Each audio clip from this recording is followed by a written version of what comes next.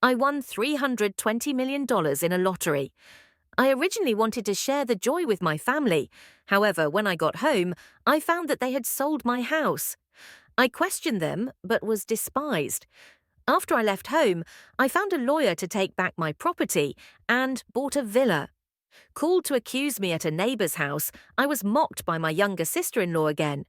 I revealed that I had won $320 million in the lottery when I came home last time. I immediately stood up.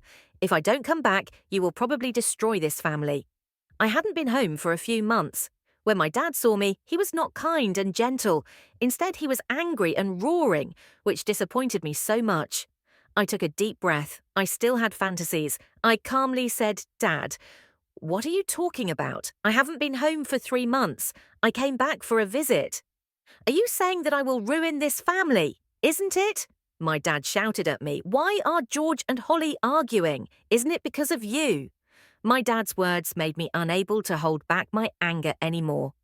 I said, "Dad, what are you talking about? I rarely come home. Who did I argue with?"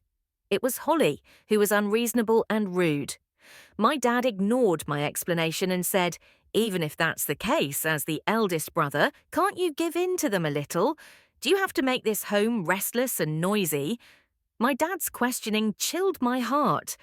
I once heard someone say that stepmothers and stepfathers were alike. At first I didn't believe it. I always believed in family affection. But now I believed it. My dad was no longer the same person as before. It was probably because of George that he was no longer the same as before. Perhaps sensing my despair, my dad also felt that he had gone too far. He sighed and walked up to me, saying, "Son, you are my eldest son. You should be considerate of me. It's not easy for me to maintain this family." "What do you mean by saying that I should be considerate to you just because I am your eldest son?" I looked at him indefinitely and asked, "Does that mean I, as the eldest son, am not raised by you? Should I endure the shame here and your youngest son should be lazy and enjoy himself at home? What kind of bullshit logic is this? You're out of line." My dad was angry. He slapped me in the face. His slap made me desperate. I finally know that in this family, I am just a tool to be used. Once I lose my value, I am nothing. Without a loving father and mother, I am just a burden. Even the father in front of me is someone else's father. He is no longer my father. Tears rolled down my cheek. I looked at my dad and said, "From childhood to adulthood, you have always favoured George. My mum died early. I accepted it. I didn't expect that I might be worth less than a dog in our family in your eyes." My cry scared my dad. He took a step back. Daisy, Holly and others came out and stood with Dad, all looking at me indefinitely, as if I were an enemy. I looked at the four of them and said, "Since you all despise me so much, let's cut off our relationship. From now on, we'll be strangers when we meet." I walked out of the house with my luggage. From beginning to end, my father watched me silently without saying a word to stop me. His silence indicated the end of our father-son relationship. 4. After leaving home, I checked into a hotel. The first thing I did was to find a lawyer for consultation about getting back the property. After I explained the whole situation to the lawyer, he nodded and said, "Mr. Hoyt, based on what you've told me, the down payment and monthly installments for the house can be traced through bank records. It won't be difficult to get the house back. In addition, I have another house. Originally, it was in my name. While I was away, my family used my ID card to sell that property." The lawyer nodded and said, "This is illegal and the house can be recovered. If you suffer any losses, you can sue them and ask for compensation." "Very well." I looked at the lawyer and nodded. Then I said, "Please handle this case for me." I spent the whole day communicating with the lawyer. The next day, I went to the Glorious Bay Villa District and spent over $20 million to buy a villa. I hired 2 maids take care of my daily life. On the third day, after moving into the villa, I received a call from Daisy.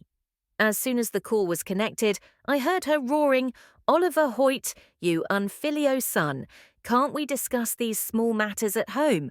For such a small matter you found a lawyer to sue me and my son. You want us to move out. Where are we supposed to live?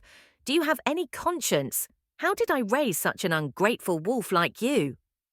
Her harsh roar kept coming. Her excitement showed that she was scared.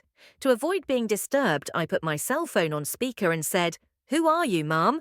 You start cursing me as soon as you talk. You are so impolite. Be careful. I will see you." After saying so, I hung up the call directly. After a while, my dad called me. This time, he was much gentler, saying, "Son, it was my fault to drive you out of the house before. I didn't consider your feelings. If you want to blame someone, blame me. But you can't take back the house, otherwise George and Holly will have to leave. I am begging you." Okay.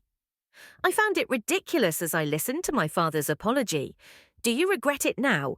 But what's the use? Their whole family are all vicious. Even if I spare them this time, what about the next time? They are so vicious to the point that there is no hope.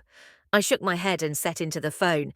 "I don't have to take back the house, but you have to give me back the down payment and the monthly mortgage I pay.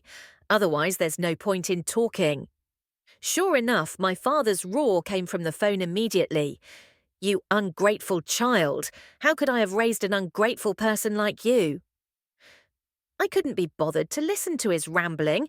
I hung up the call directly. A few days later, a neighbour's family had a birthday party. I was invited to join them, thinking that it would improve neighbourly relations. I went there. I didn't expect that I would meet George and Holly. As soon as I arrived at the neighbour's house, as soon as Holly saw me, she shouted, "Oliver, you ungrateful person! What are you doing here? Can you come to such a high-end private gathering?" Her shouting attracted the attention of many people. Holly immediately took the opportunity to introduce me to everyone. She mocked me, saying, "Everyone, come and see. This is the ungrateful person in my family. He is in his 30s and he does nothing all day. He just wants to live off his parents at home. He was kicked out of the house. He still insists on dividing the family property. It made my father-in-law almost faint and be hospitalized.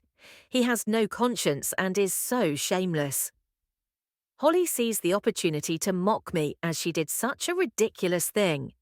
I looked at the neighbour next to me, Elizabeth Bright, and said lightly, "Elizabeth, is this your friend? She is my classmate." Elizabeth smiled awkwardly and said to Holly, "Holly, stop shouting. This is Mr. Hoyt, my neighbour." "What? Your neighbour?" Holly looked at me in disbelief, staring at me. She said, "It's impossible. You're just an ordinary citizen and you've lost your job. Your savings have long been emptied. How could you afford such a high-end villa? You know that I've been squeezed out and have no more value to exploit, so you united the family to drive me away, right?" I looked at Holly, who looked sneaky. I smiled indifferently, saying, "Sorry, I forgot to tell you that I won $320 billion in a lottery when I came home last."